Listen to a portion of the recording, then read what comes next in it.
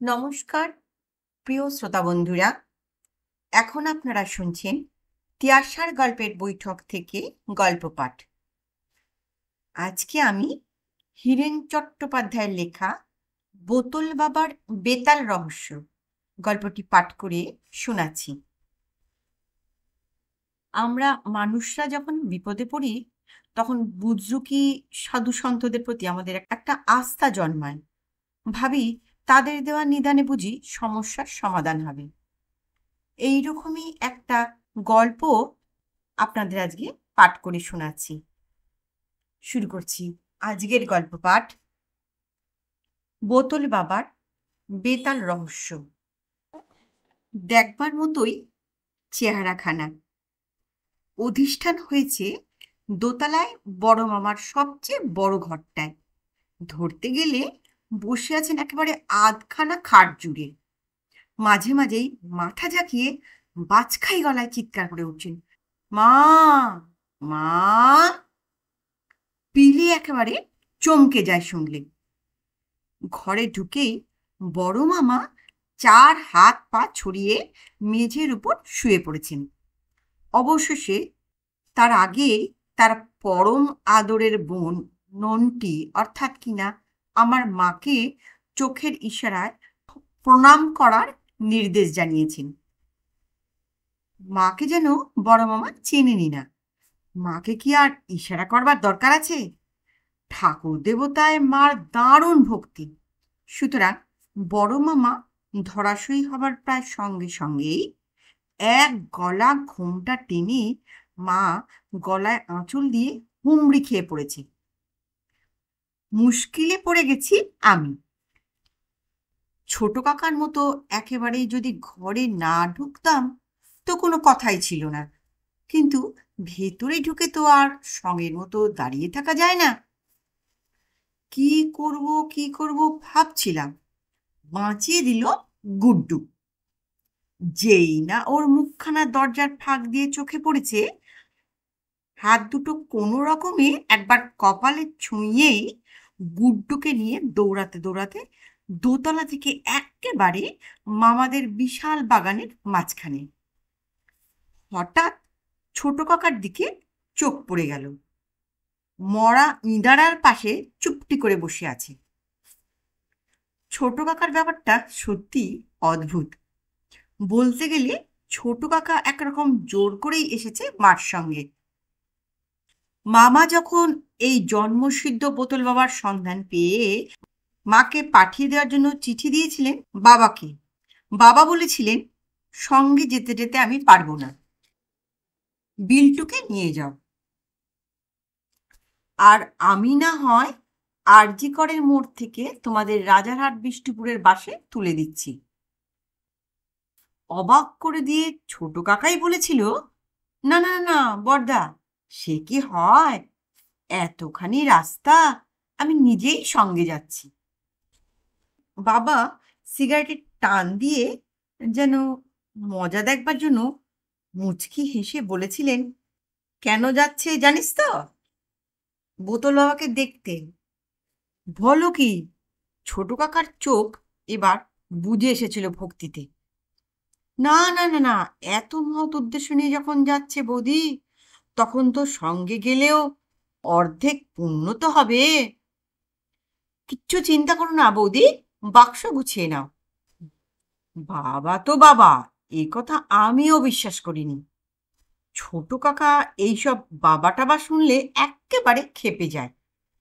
বলে আমরা নেহাত বুদ্ধু, তাই এইসব বাবারা ভেলকি দেখিয়ে টাকা আদায় করে নেয় আমাদের কাছ থেকে। ছোট কাকা আমাদের সঙ্গে বোতল বাবাকে দেখতে যায়নি। আমার সঙ্গে গুড্ডুকে আসতে দেখে বলল, আরে গুড্ডু বাবু যে, তোমার বক্সিং কেমন চলছে? গুড্ডু সব সময় ফিটফাট।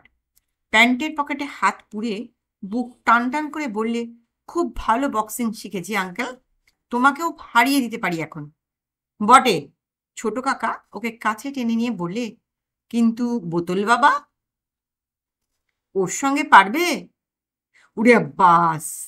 গুড্ডু হেসে ফেলল, ও তো একটা জায়েন্ট, ওকে হারাতে পারবে ওর বেতাল। বলো কি, বোতলের মধ্যে বেতাল?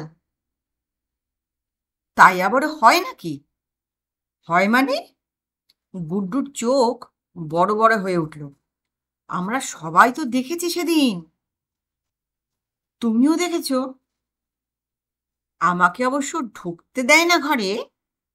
একদিন খুব বায়না ধরেছিলাম, তাই দেখিয়েছিল। কিরকম দেখলে? ফ্যান্টামের মতোই? উফ, দারুণ! কি লম্বা! খুব লম্বা। মাটিতে দাঁড়ালে দোতলার জানলা দিয়ে মুখ দেখা যায়। বলো কি? তা এত বিরাট বেতাল ওই বোতল থেকে বেরোলো কি করে? মুখে চোখে অদ্ভুত একটা ভঙ্গি ফুটিয়ে গুড্ডু কিছু বলতে যাচ্ছিল, তার আগেই বড় মামাকে দেখতে পেয়েছি আমি। আমাদের সামনে এসে বললেন, আরে এই গুড্ডু, ওদের ছাড়, একটু জল টল খাবে না? ছোট কাকা হাত নেড়ে বললেন, না না না, এখন আবার খাবো কি? আপনি বরং বিল্টুকে নিয়ে যান, বাসেও খিদে খিদে করছিল। আমি প্রতিবাদ করার আগেই বড় মামা গাক গাক করে বলে উঠলেন, আরে ও তো খাবে। কথায় বলে, মামার বাড়ি ভারী মজা, কিলচর নাই। তাই না বিল্টু বাবু? আমিও ছোট কাকাকে জব্দ করতে বললাম।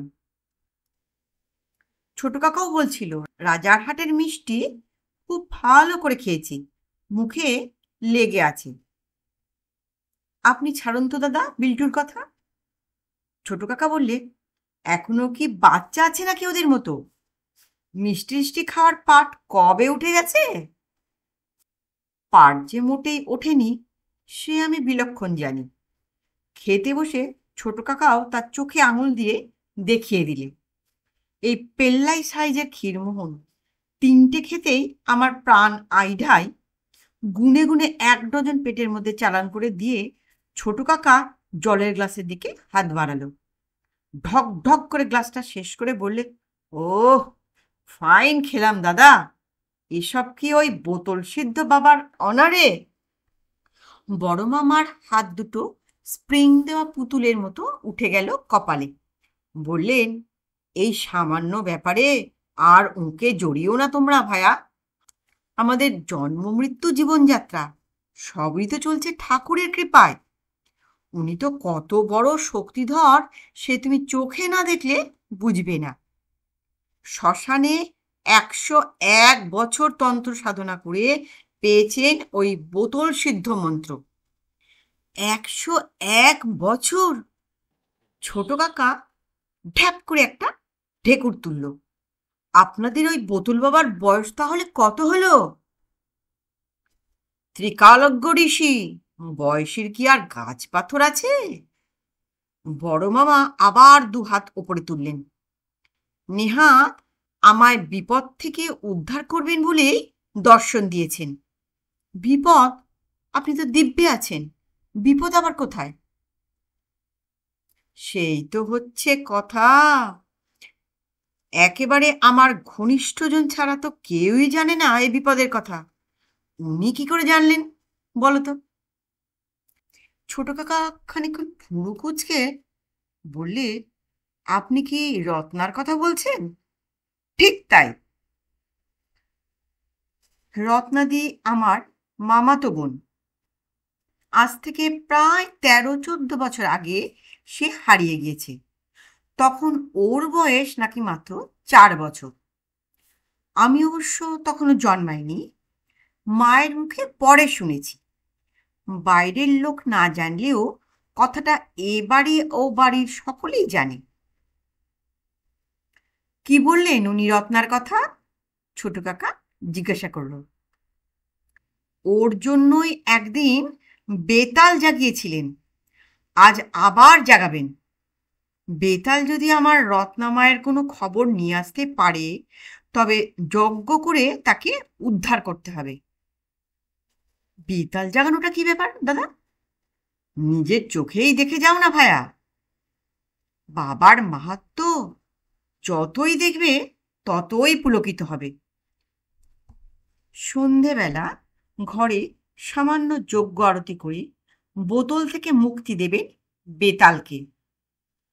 কিছুক্ষণের মধ্যেই খবর নিয়ে ঝিলের পেছন থেকে বাতাসে ভর করে ছুটে আসবে বেতাল, একেবারে বাবার ঘরের দক্ষিণের জানালায়। কি বিকট তার চেহারা, কিন্তু বাবার কাছে সে শিশু। দরকারি কথাটুকু জেনেই বাবা তাকে বোতলবন্দি করে ফেলবেন। দারুণ ব্যাপার তো, ছোট কাকা প্রবল উৎসাহে বললে, এমন জিনিস না দেখে তো ফেরা চলে না। বড় মামা আমাকে নিয়ে চলে যাচ্ছিলেন। ছোট কাকার ডাক শুনে দাঁড়ালেন। ছোট কাকা বললে, বাবার সঙ্গে চেলাচামুন্ড কেউ আসেনি? শিষ্য এসেছে বই কি, বড় মামা বলল। প্রধান শিষ্য চণ্ড বিচণ্ড, বেশিরভাগ সময় বাবার কাছেই থাকে। বাকিরা থাকে নিচের ঘরে, মানে যে ঘরে শিবু ছিল। শিবু মানে আপনার সেই কাজের লোক, বছরখানেক আগে এসে যাকে দেখেছিলাম? হ্যাঁ হ্যাঁ, বেশ মনে থাকে তো ভায়া তোমার। চেহারাটাও অল্প অল্প মনে আছে। সে কি নেই এখানে? আরে বলো না, যতই তোয়াজ করবে ততই ওরা পেয়ে বসবে। 3-4 মাস কাজ করেই পালিয়েছে। ঠিক আছে, তুমি একটু গড়িয়ে নাও ভায়া, আমি চলি। পরের দিন সন্ধেবেলা, সবে সন্ধে, বোতল সিদ্ধ বাবা আসর জাকিয়ে বসেছেন। ঘরের মেঝে একেবারে ভর্তি। 2 মামা, 3 মাসিমা, আমার মা, আশেপাশের বাড়ির থেকেও 2-4 জন লোক এসে গেছেন, যাদের আমিও চিনি না। বাচ্চা কাচ্চাদের ও ঘরে ঢোকা বারণ। গুড্ডু আজ নেই, কেবল আমি কান্নাকাটি করে এই ঘরে থাকবার অনুমতি পেয়ে গিয়েছি। আর একজনও অবশ্য নেই এ ঘরে, ছোট কাকা। এত উৎসাহ দেখিয়েও বিকেলে কি একটা জরুরি কাজের কথা মনে পড়ে যাওয়ায় ছোট কাকা বাধ্য হয়ে চলে গিয়েছে। 7-5 ভাবার মধ্যেই একখানা হুঙ্কার ছেড়েছেন বোতল বাবা। তারপর নড়ে চড়ে পুরনো কথার জের টেনে বলতে শুরু করেছেন। আরে প্রথম কবে দেখলুম সেই কথাই তো বলছি। গোড়ারা তখনও যায়নি দেশ ছেড়ে। সেই সময় হঠাৎ একদিন দেখা পেল তার। কি করে চিনলেন বাবা? সামনে থেকে জোর হাত করে একজন বলে উঠল, আরে ধুর পাগলা, চিনতে কি আর ভুল হয় নাকি রে? মোষে চড়ে মোষের শিঙের টোপর পরে হাসছে। দিব্যদৃষ্টিতে দেখতে পেলাম যে বিরাট কাঁটাওয়ালা গদা হাতি, ইয়া ভাটার মতো চোখ, পাকানো গোঁফ। এ কি ধর্মরাজ না হয়ে যায়? তারপর বাবা, তারপর শরীরটাই না হয় একটু খারাপ হয়েছিল, বুদ্ধি শুদ্ধি তো আর চলে যায়নি। দেখেই বুঝলুম কি ব্যাপার। ফট মার উচাটন মন্ত্রে মুক্তি দিলাম বেতালকে।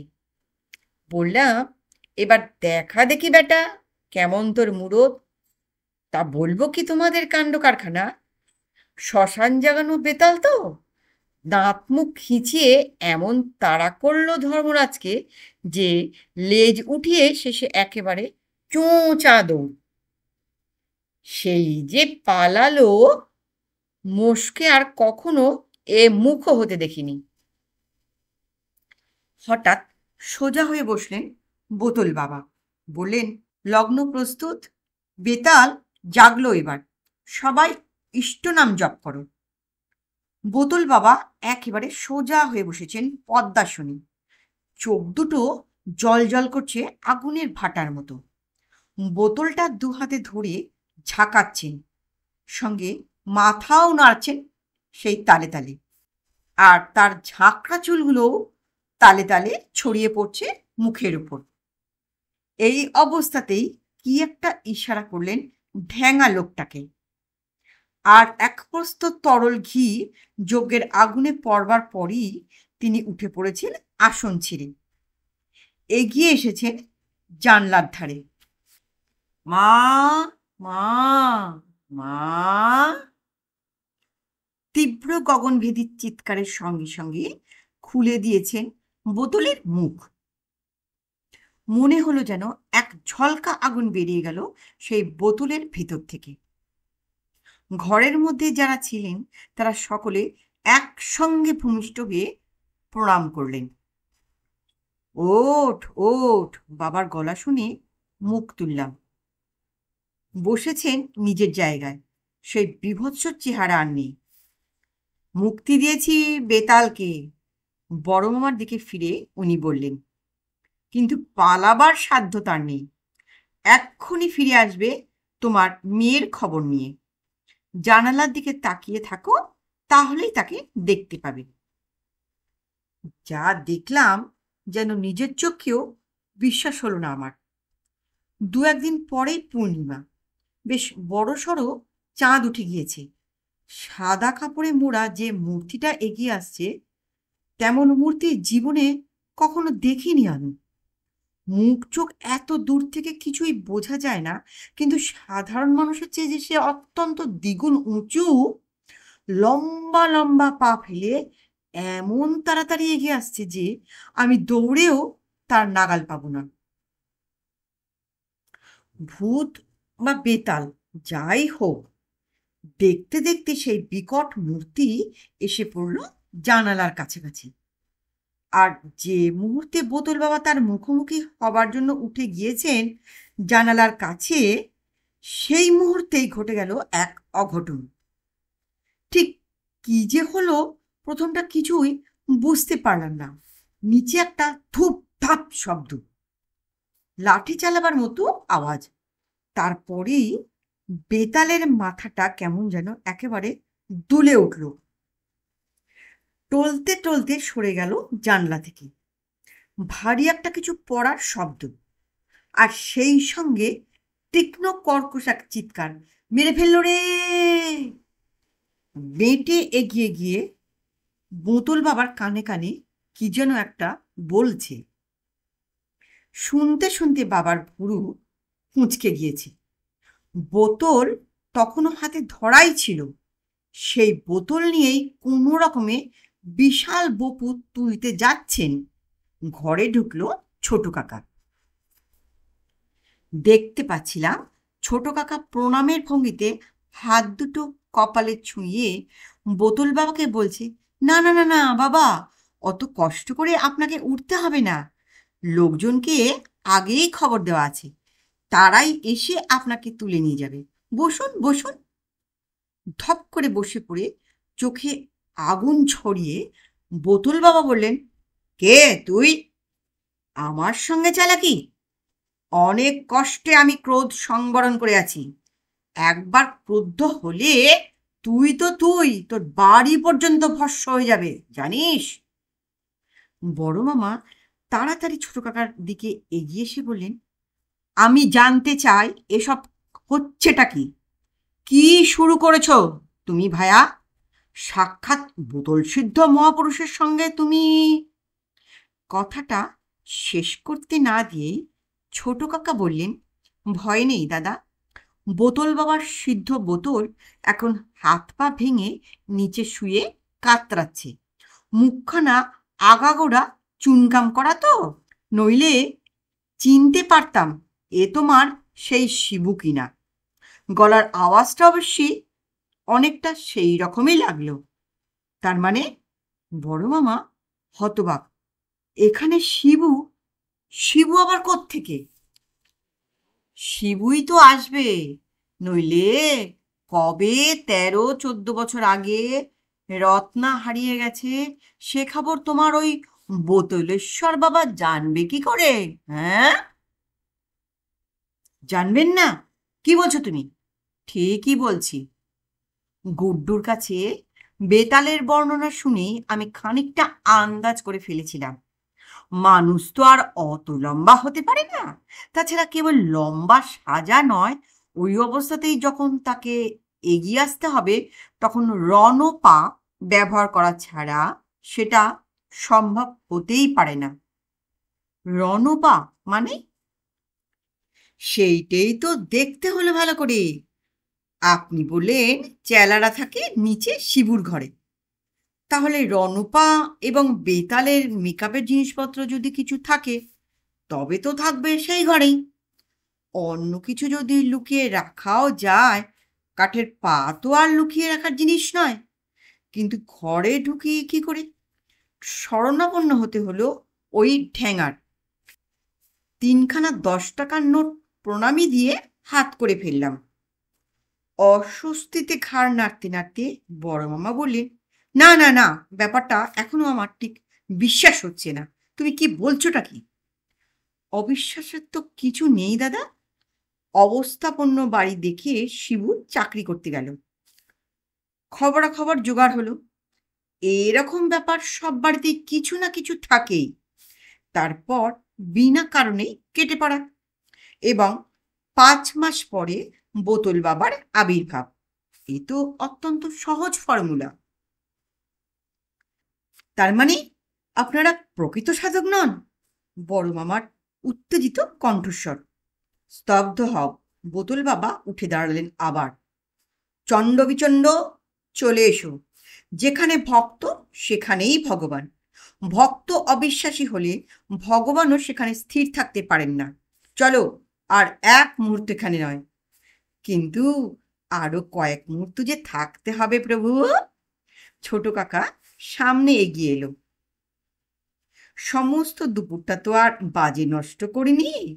লোকাল থানায় গিয়ে অন্তত 8 ঘন্টা কাটিয়ে এসেছি। থানার ওসি 8 জন জবরদস্ত সেপাই পাঠিয়ে দিয়েছেন সন্ধ্যের মুখেই। নইলে আপনার রণপা বেতালকে ঘায়েল করা কি আর আমার কাজ? আপনাকে অভ্যর্থনা করার জন্য ওরা নিচে অপেক্ষা করেই আছে। কিন্তু ওসি ভদ্রলোক স্বয়ং এসে পড়বেন বলেছিলেন, কাজেই আর কয়েক সেকেন্ড যদি অপেক্ষা করেন। ছোট কাকার কথা শেষ হলো না, তার আগেই সিঁড়িতে ভারী বুটের শব্দ পাওয়া গেল। নমস্কার। গল্পটা কেমন শুনলেন? গল্পটা ভালো লাগলে অবশ্যই একটা লাইক করতে ভুলবেন না, এবং আমার চ্যানেলে নতুন গল্প শুনলে চ্যানেলটিকে সাবস্ক্রাইব করে বেল আইকনটি অন করে রাখবেন।